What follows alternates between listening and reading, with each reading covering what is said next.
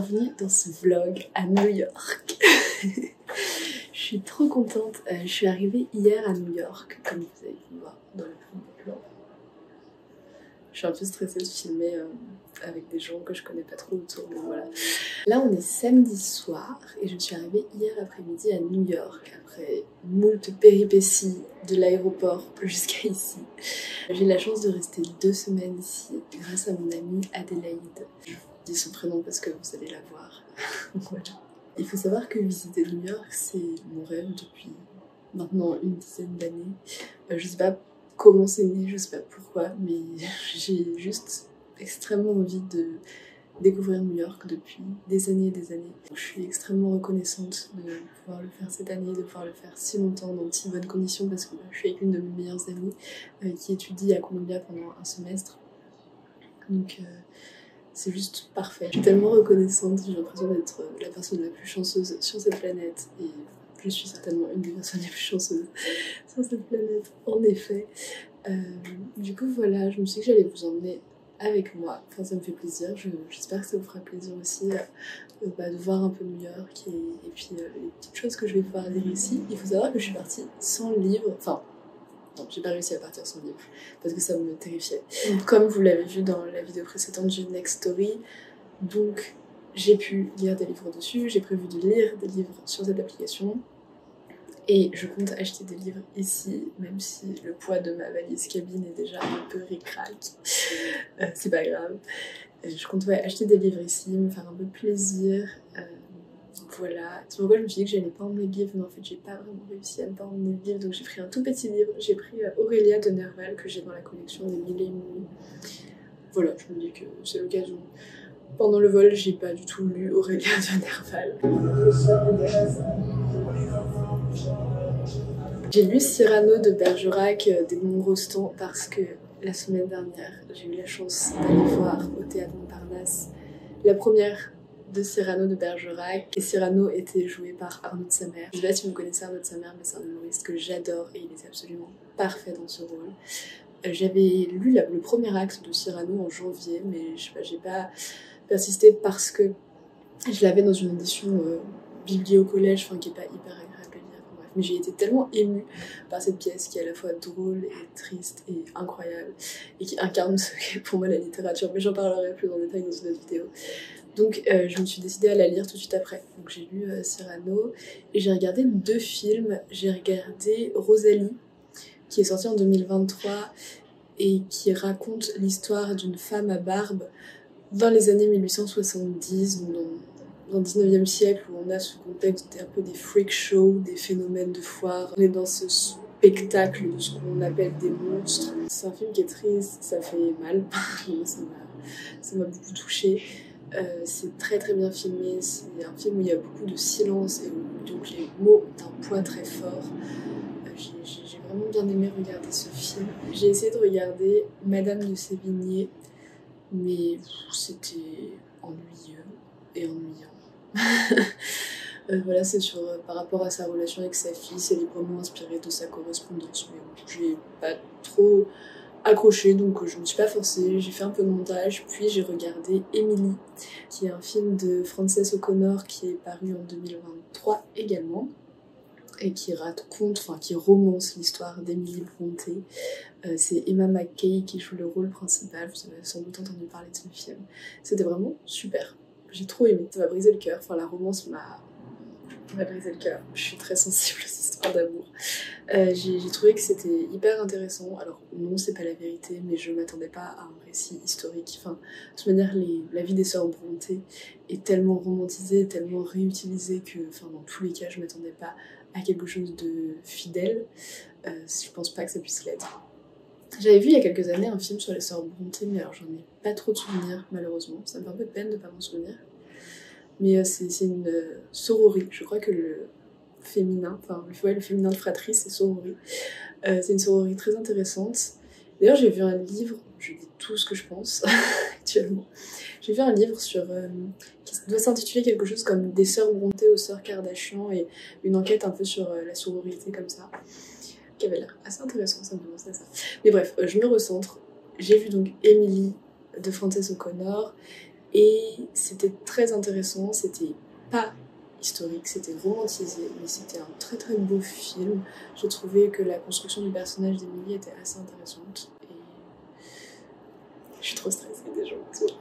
Et c'était un très très beau film, là encore les images, enfin, les plans étaient incroyables. Et c'est une histoire d'amour déchirante aussi, ce film. C'est aussi une réflexion sur le bonheur. Ça m'a donné envie de relire Les Hauts de Hurlevent que j'avais lu en 2020 je pense. Et j'avais pas trouvé ça si extraordinaire pour être honnête. C'est pas un de mes livres préférés, c'est pas un livre que j'ai trouvé si excellent que ça. Relativement à sa réputation on va dire. J'ai été un peu déçue par Les Hauts de Hurlevent. J'avais trouvé que la psychologie des personnages était absolument incroyable, que j'avais trouvé ça génial que d'une page à l'autre on passe de détester un personnage à apprécier un personnage et à revenir constamment sur ce qu'on pense d'un personnage. J'ai trouvé que c'était très très fort. Après j'avais pas trouvé l'histoire plus intéressante que ça et je suis pas... Enfin, c'est des choses qui sont tellement loin de ma conception de la vie que par moments j'ai un peu du mal. Et le style, je pense que c'était un petit peu le même problème que avec Dostoïevski et Crime et Châtiment. Si vous avez vu ma FAQ, vous voyez à quoi je fais référence, mais je pense que j'ai lu dans un livre qui était un vieux livre dont je connais même pas la traduction ou le traducteur, donc je pense que c'est pas, enfin qu'il y a peut-être une traduction qui est pas hyper adéquate, mais si je le relis, je le lirai en anglais. Donc voilà, donc j'aimerais bien relire, enfin ce film m'a donné envie de relire Les Hauts du Hurlevent, mais en anglais, de lire les poèmes d'Emily Brontë qui ont l'air absolument magnifiques, et je crois qu'il y a un recueil avec les poèmes des sœurs Brontë qui existe, donc je vais essayer de me procurer ça et de le lire. Et ça m'a aussi envie de découvrir l'écriture de Anne, je vais l'appeler Agnès parce qu'elle écrit Agnès Grémé, de Anne Brontë, qui est la sœur cadette, qui est presque invisible dans ce film, comme dans le récit autour des sœurs Brontë généralement. J'aimerais beaucoup lire La Recluse de Wildfell Hall. Si vous l'avez lu, dites-moi ce que vous en avez pensé. Mais voilà, ça m'a donné super envie de lire tout ça. Charlotte Brontë, j'ai déjà lu Jane Eyre et je sais pas si je lirai un autre de ses romans. Jane Eyre, c'est un roman qui est très important pour moi, vous le savez, si vous avez vu ma FAQ. Mais voilà, donc ça m'a donné plein d'envie de lecture et si j'ai envie de voir plein de livres. Je vous mettrai ensuite des petits plans de ce que j'ai fait aujourd'hui, c'est-à-dire qu'on a marché 20 km dans Manhattan, c'était trop bien, j'ai vu Central Park, j'ai fait, enfin, vous allez voir, c'était incroyable. J'adore l'ambiance à New York, je réalise petit à petit que je suis vraiment ici et que c'est vraiment en train de se produire et c'est trop. Et là je vais rencontrer un peu des amis d'Adélaïde, donc c'est trop chouette. Désolée si j'ai l'air un petit peu mal à l'aise, mais c'est pas hyper habituel pour moi de filmer, en sachant qu'il y a plein de gens que je connais pas trop autour. Et puis voilà, je vous laisse avec les prochains plans de vlog, et puis je vous reprendrai très vite, je vous montrerai ce que je suis en train de lire, et des librairies surtout, beaucoup. Surtout que c'est trop beau ici, les librairies, parce que c'est hyper coloré et tout, enfin c'est pas du tout la même édition qu'en France, mais bon, j'arrête de bavarder.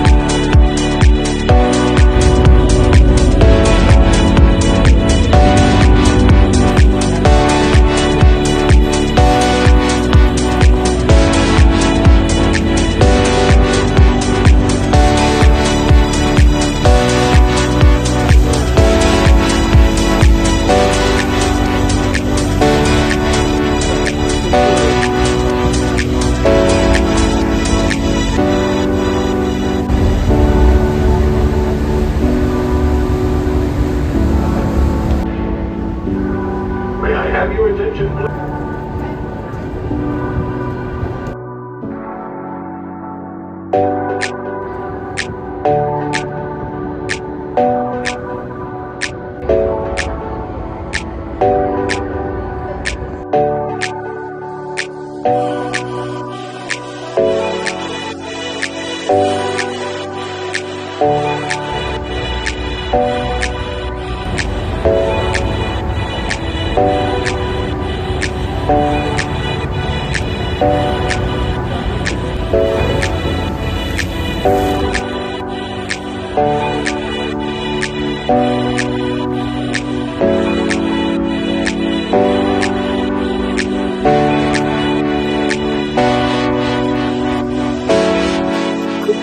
Je vous reprends 10 jours plus tard, désolée, on est mardi de la semaine d'après, on est mardi 1er octobre. J'ai pas eu vraiment l'occasion, le temps, j'y ai même pas vraiment pensé en fait, à faire un petit point, à revenir vous voir. De toute manière, en termes de lecture, il se passe pas grand chose. Je suis en train de lire Aurélia de Nerval, que j'ai là. Je lis Aurélia de Nerval, mais je pense que c'est un texte qui mériterait d'être lu en une fois ou en peu de fois, surtout qu'il est assez court. Là, dans cette édition du Midi et Nuit, il fait même pas 100 pages. Et j'en ai lu les 3/4, je pense. Je lis un petit bout dans le métro par-ci par-là, donc c'est pas la meilleure manière de lire ce texte, je pense. C'est un texte qui est très poétique, c'est un joli texte qui parle des rêves, de la mort, des visions. Et je suis un peu perdue dans ces visions et dans la chronologie parce que en fait je lis par petits bouts, donc c'est pas idéal. Mais c'est un texte qui est sympa. Après, comme je vous avais dit, j'avais envie de lire des livres. Oh, il y a un petit écureuil. Là, je suis en train de prendre mon petit déjeuner à Central Park, qui est à peu près le meilleur endroit de New York, donc je suis trop contente. Et donc, comme je vous disais, j'avais envie de lire des livres liés à la ville de New York, mais j'en ai pas trop vu. J'ai pas eu trop d'inspiration, en fait, j'ai fait plusieurs librairies, j'avais vraiment envie d'acheter des livres, mais il n'y a rien qui m'a vraiment parlé. Donc, je suis un peu déçue, mais je vais quand même, je pense, acheter un ou deux livres avant de partir et commencer à lire. Et en fait, être ici, ça me donne envie aussi de lire beaucoup sur New York parce que c'est une ville qui est vraiment fascinante. Donc voilà, sinon j'écoute en livre audio La chair est triste, hélas, d'Ovidie et Le portrait de Dorian Gray, donc j'écoute sur Next Story, qui sont deux livres audio assez bien réalisés. Celui d'Ovidie, il est lu par l'autrice elle-même, et celui de Dorian Gray, alors il y avait deux versions, soit lu par Denis Podalides, donc le comédien de la Comédie Française, soit par, mince, mais j'ai oublié, c'est celui que j'écoute en plus, par Mesguich. C'est trop chouette, enfin c'est très bien lu. Donc voilà, j'écoute un petit peu ça quand je me promène. Après j'écoute aussi un peu de musique et des fois j'écoute juste rien, j'aime bien être juste dans la ville comme ça. Donc voilà pour mes lectures. Je vous tiendrai au courant si j'achète des livres, si j'en lis de nouveau, quand j'aurai fini aussi Aurélia de Nerval. Ah oui, j'ai lu Cyrano de Bergerac, comme ça je vous l'ai déjà dit. Et voilà, je vous referai un petit point dans un endroit un peu moins bruyant, je pense, par rapport un peu plus à la ville de New York. Mais là du coup je vais au MoMA, au musée d'art moderne. J'ai trop hâte, ça va être trop chouette. Et franchement là, du coup je pars vendredi, donc il me reste 3 jours. Et bon, je suis trop triste de partir, à la fois j'ai aussi hâte de rentrer chez moi. Mais je suis triste de partir, je commence à me dire que j'ai fait un petit peu l'essentiel de New York, même si je trouve que c'est une ville insaisissable et qu'on n'a jamais fini de se promener dans New York, qu'on n'a jamais fini de découvrir New York. Mais pendant quelques jours, je me disais, ah, j'ai l'impression d'avoir fait plein de trucs et d'avoir rien fait. Et là, je commence à être contente de cette découverte de la ville. Donc voilà, donc, je vous reprends très vite pour vous en dire plus.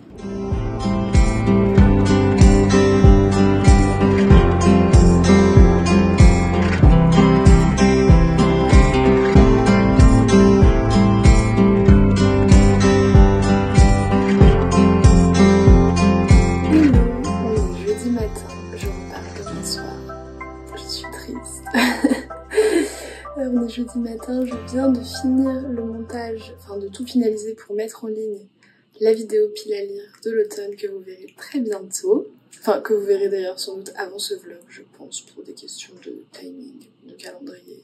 Je pense que c'est mieux de la publier très vite, donc en fait vous aurez sans doute déjà vu la vidéo pile à lire. J'espère qu'elle vous plaira, bien sûr. J'espère qu'elle vous a plu. Je viens vous parler un petit peu plus de New York. Là, mon programme de la journée, c'est d'aller un peu à Brooklyn. En fait, là, je reste à Harlem. C'est un anglicisme. Je suis actuellement à Harlem, chez mon amie Adélaïde. Harlem, c'est situé au nord de l'île de Manhattan, et Manhattan, c'est genre, je pense, 3 fois plus petit que Brooklyn, et j'ai beaucoup vu Manhattan. Manhattan, c'est là où il y a Central Park, où il y a le Financial District, où il y a tous les buildings un peu historiques de New York. Brooklyn, c'est hyper sympa, mais je suis pas tant allée que ça, donc aujourd'hui mon plan c'est d'aller à Brooklyn. Il y a un très beau parc aussi, et je vais me promener là-bas. Je vais aussi aller dans une librairie d'occasion dont j'ai entendu parler sur YouTube qui s'appelle The Big Reuse. Donc voilà, peut-être enfin acheter des livres, qui sait. Et après ça, je pense qu'on va aller à la plage avec Adélaïde. Là, elle est en cours, voilà. Mais je pense qu'on va aller à la plage à Coney Island parce que c'est le dernier truc sur ma liste des choses à faire qu'on n'a pas encore faites. Donc voilà, j'ai trop hâte. Hier, je suis allée au MoMA. Je ne suis pas allée mardi comme je vous l'avais dit parce que je pense que j'ai trop forcé sur mon corps. Là, j'ai bien profité de la ville. J'ai vu avec l'application santé de mon téléphone que je fais je fais en moyenne 15 km par jour depuis presque 2 semaines. Donc mon corps est un peu fatigué et il m'a clairement dit non le mardi, donc j'ai juste fait une balade, j'ai fait une grande balade à Central Park. Je me suis reposée l'après-midi et le soir on est allé à Broadway, faire une comédie musicale à Broadway. Pour remercier Adélaïde de m'accueillir, je lui ai offert des places.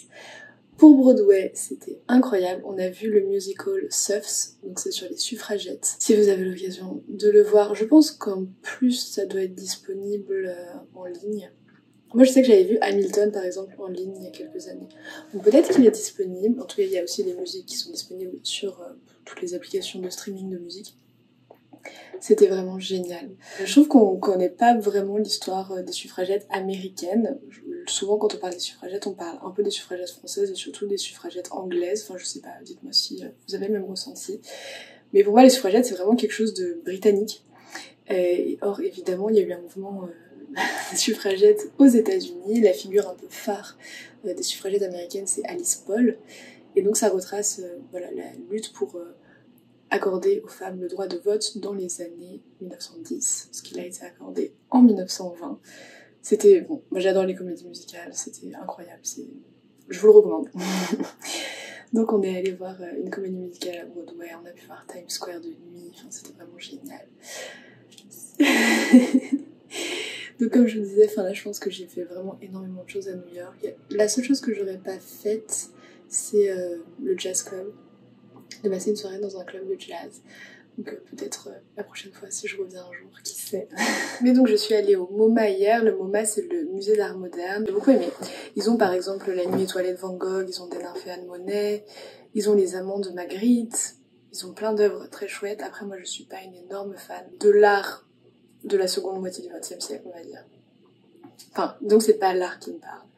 Donc moi je préfère le Met, le Metropolitan Museum, qui et un musée incroyable. Par exemple, vous voyez, si je reviens à New York, je referai pas le MoMA, je referai pas le musée d'art moderne, je ferai peut-être la galerie Guggenheim, mais je referai le Met, je pense, sans aucun doute. Parce que c'était incroyable. Si vous voulez que je fasse les 5 meilleures choses à New York que j'ai faites, il y a le Met. Après, parce que moi j'aime bien les musées, si vous aimez pas les musées, n'allez pas au Met. Mais c'est un musée qui est assez incroyable et souvent c'est les musées d'art moderne qui sont assez ludiques, mais je trouve que le Met, il y a tellement d'installations, de muséographie incroyable que c'est aussi assez ludique. Je vous conseille évidemment Central Park. Je vous conseille de prendre la High Line, c'est une marche sur une ancienne voie ferrée au sud, vraiment au sud de Manhattan, vers le quartier de Chelsea. Et en plus vous arrivez dans le quartier du Meatpacking District qui est absolument incroyable. C'est par là qu'il y a l'appartement de Friends, si jamais ça vous intéresse. Donc ouais, le Met, Central Park, la High Line. Je vous conseille de voir la Skyline de Manhattan depuis un rooftop. Je pense qu'on va le refaire ce soir parce que c'était absolument incroyable. Donc ça fait 4 et en fait je me suis... j'ai parlé de ça hier avec Adélaïde mais je sais plus ce que j'avais mis en 5e. Mais les points de vue, vraiment les points de vue, c'est trop chouette.